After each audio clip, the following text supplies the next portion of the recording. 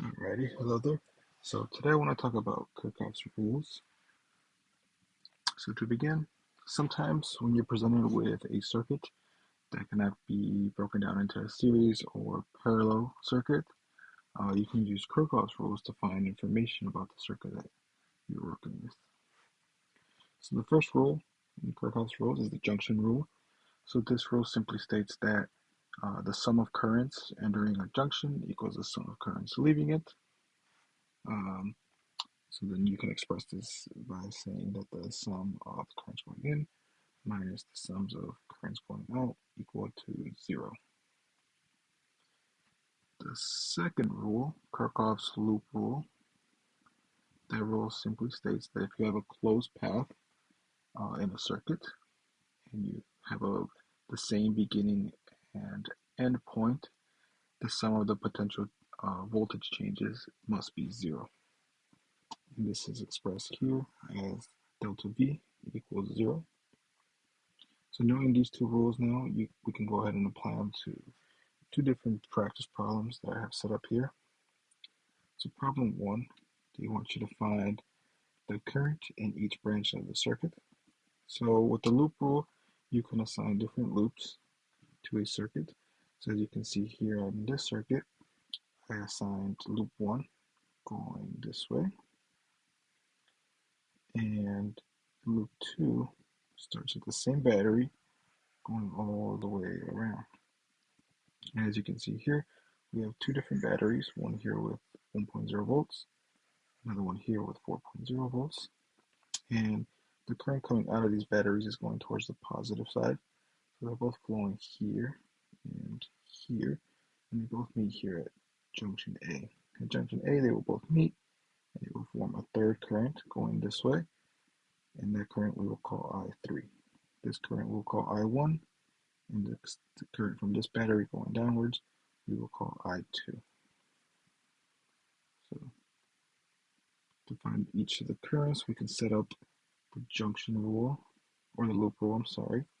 So starting with loop 1, since the current is coming out of the negative or the positive terminal, uh, going the opposite direction, we're going to assign that to be negative. So this is going to be negative 1 volt coming out of here. And if you follow the loop, you'll reach point A, turn, and then you will meet this resistor here, the resistor with 52 ohms.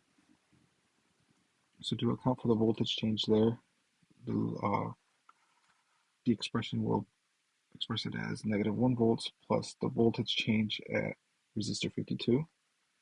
And if we keep following that same path, we will meet resistor 70, or the resistor with 70 resistance, 70 ohms of resistance.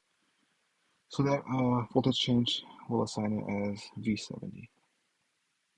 And because of Ohm's law, we know that voltage is equal to the product of current times resistance.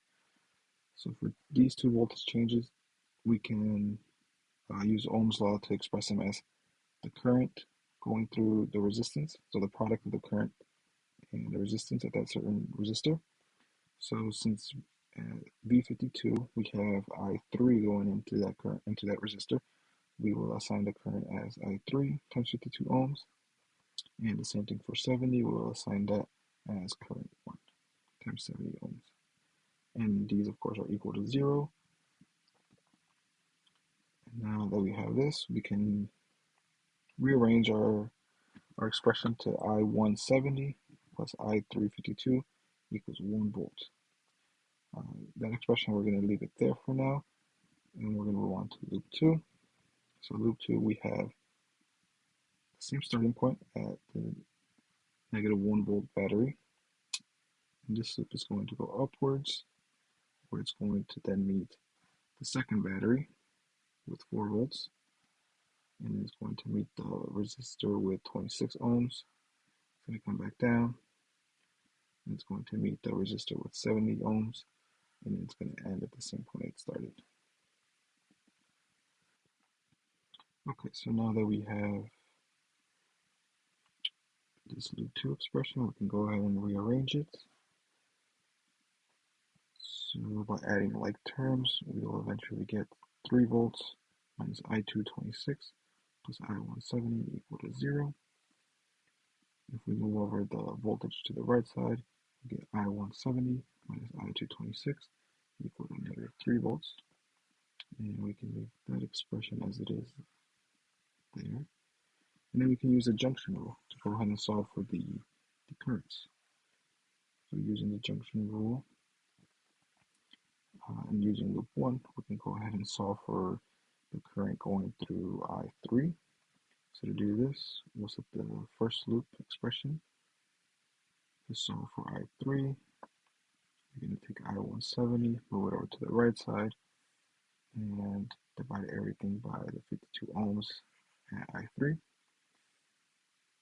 And after dividing everything, you will get that I3 is equal to 0.019 amps minus 1.25 times the current going through I1. So using this, we can go ahead and solve for the rest. At loop 2, we have I170 minus I226, and here we can solve for I2. After moving everything to after isolating I226, we can go ahead and, since everything is the same sign, we can just change everything to be positive to make things easy for ourselves. So solving for I2, we get that I2 is equal to 0.12 amps plus 2.69 times the current at I1. So as you can see here, I3 and I2, they're both expressions that have I1 on the right side of the equation. And using that, we can go ahead and use the junction rule again to plug everything in to solve for I1. So our junction rule says that I1 plus I2 minus I3 is equal to 0. I2 and I3, they are both terms that have I1 on the right side of the equation. So we can solve for I1. So by combining everything, we get the I1 plus the contents from I2, which are 0.12 amps, plus 2.69 I1 minus the contents of I3, which is 0.019 amps, minus 1.25 I1 is equal to 0. So by evaluating and combining like terms, we get 4.94 I1 plus 0.101 amps is equal to 0. Move everything to the right side to isolate I1 and solve for I1. We get that I1 is equal to negative 0.0204 amps. So with that information, we can plug in and solve for I3 and I2 using the different loop rules we used earlier. We go ahead and plug in for I1 again. And as you can see here, after plugging everything in, we get that I3, the current going through I3 is 0.0445 amps. The current going through I2 is 0.065 amps.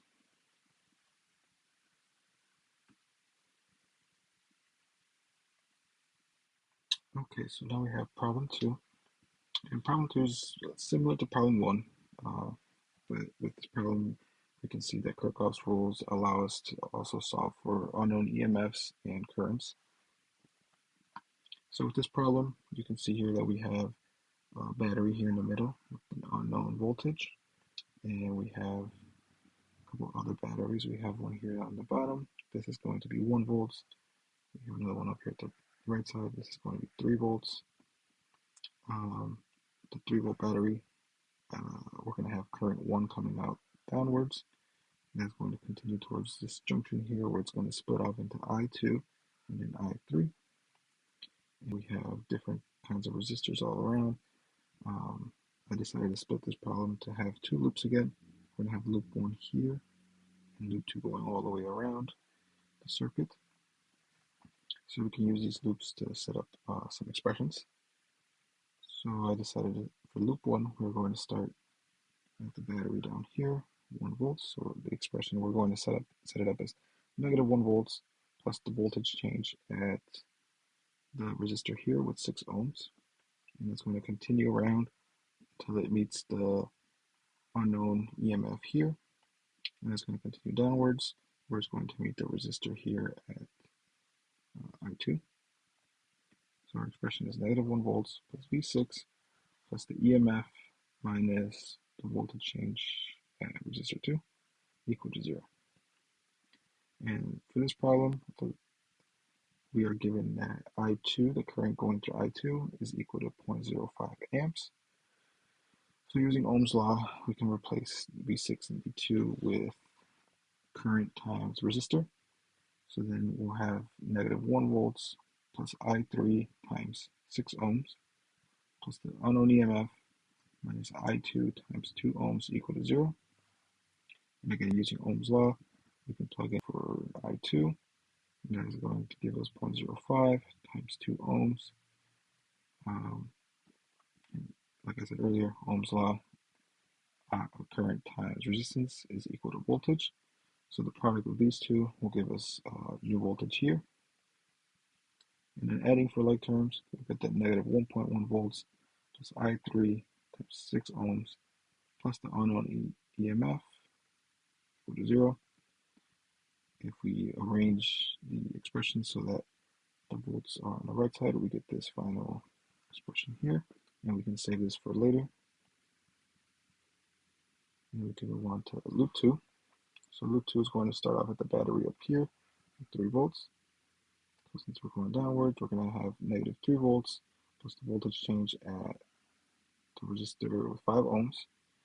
And that's going to continue on to the left. We're going to meet this battery here, so we have negative 1 volts plus the voltage change here at 6. And that's going to continue up around until we reach this resistor here at the top with 1 ohms, and that's going to be V1. So again, doing the same steps as the first loop, we are eventually going, adding like terms, we're eventually going to get negative 4 volts plus I1 times 6 ohms plus I3 times 6 ohms is equal to 0. We solve for the currents I1 and I3. Since they both have the same resistance, we can go ahead and divide everything by 6. Like it says that I1 plus I3 is equal to 4 volts over 6 ohms. And that of course gets us 0.44 amps for I1 plus I3. So again, since we were given that I2 is equal to 0.05 amps, we can use a junction rule. I1 equals I2 plus I3. We can plug in for I2, so that gives us I1 is equal to 0.05 amps plus the current going through I3. So using loop 2, we can go ahead and solve for loop 3. So loop 2 tells us that I1 plus I3 equals 0.44 amps. And we can plug in for I1.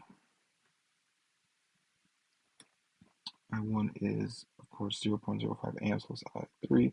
So plugging that in and adding like terms, we get that 2I3 is equal to 0.39A. And that allows us to solve for I3, which comes out to be 0.195 amps.